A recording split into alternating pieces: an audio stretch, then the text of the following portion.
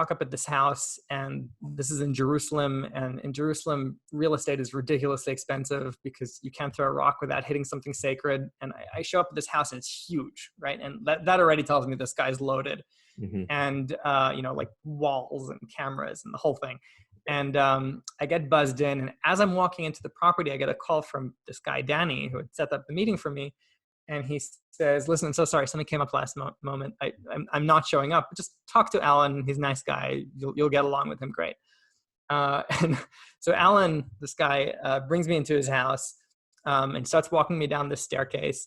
And it's 2 stories underground or something like that. And at this point, I start having like, how well do I know this guy who I met on a plane 2 years ago that I'm now underground in this guy's house who I've never met before behind a big wall?